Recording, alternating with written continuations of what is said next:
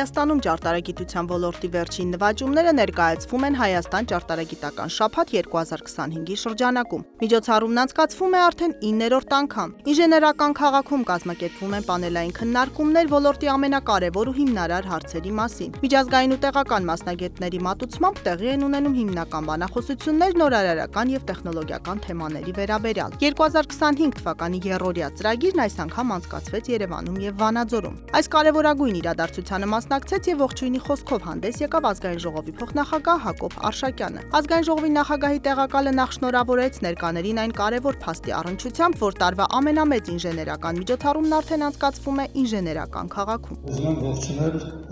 Երևան այցելած մեր բոլոր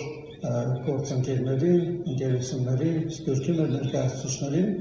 եւ նրանց ասել, որ իսկապես ձեր ցանած սերմերը հուսալի ձեռքերում են եւ այն միջավայրը, որտեղ դուք ցանկանում եք ձեր գործունեությունը ծավալել, սովորել, աշխատել, գիտությամբ զբաղվել, ինժեներությամբ զբաղվել, իսկապես կարող են պտուղներ տալ։ Այսօր տարածաշրջանում քայլում ենք խաղաղության ճանապարհով ու տեսանելի են այն համառ ու գործնական քայլերը, որոնք բերելու են տարածաշրջանի ճանապարհների ապաշրջափակմանը, տարածաշրջանում կայուն եւ երկարաժամկետ խաղաղությանը։ Մեր երկրի որդեգրած խաղաղության օրակարգին անդրադառնալով նշեց ազգային ժողովի փոխնախագահն ու փաստեց. Խաղաղությունը ունի իր մարտահրավերները, խաղաղության ժամանակները, պատերազմի ժամանակները եւ հակամարտության ունեն իրենց մարտահրավերները։ Բայց այս բոլոր մարտահրավերները հաղթահարվում են առաջին հերթին մարդկանց, տաղանդավոր մարդկանց,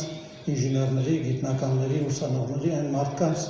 շնորհիվ, ովքեր այսօր այստեղ գտնվում են։ Բարձր տեխնոլոգիական արդյունաբերության նախարար Մխիթար Հայրապետյանը ողջույնի խոսքում երախտագիտություն հայտնեց ազգային ժողովի փոխնախագահ Հակոբ Արշակյանին դեռևս 2018 թվականին ինժեներական քաղաքի հայեցակարգը շրջանառելու, այդ գաղափարի իրագործմանը հավատալու եւ կառավարության գործընկերներին ծրագրի շուրջ համախմբելու համար։ Հասարակությունն օրեցօր ավելի ու ավելի մեծ խնդիրներ է դնում գիտնականի, ճարտարապետի ու նորարարի առջև, փաստեց նախարարն ու այս համատեքստում կարևորեց քաղաքականությունների եւ ռազմավարությունների փոփոխությունը։ Մեր հայաստանյան ինժեներական համայնքի ինտեգրումը գլոբալ պրոդուկտների նախագծման, թեստավորման, պրոտոտիպավորման, աշխատանքային նոր մշակույթ, նոր կարողություններ ու գիտելիքներ բերեց եւ միայն այդ ճանապարհը անցնելուց հետո է, որ մենք այսօր արդեն նոր ավելի մեծ երազանքներ ենք մեր առաջ դրել։ Կարևոր քայլերից մեկն այն է, որ միջավայրը հագեցած է, ունենք կազմակերպություններ, գիտական, տեխնոլոգիական ու արտադրական հզոր լաբորատորիաներ։ Արձանագրեց ձեռնարկությունների ինկուբատոր հիմնադրամի տնօրենն ու հավելեց. Մյուս կարևոր փուլը արդեն ընդլայնել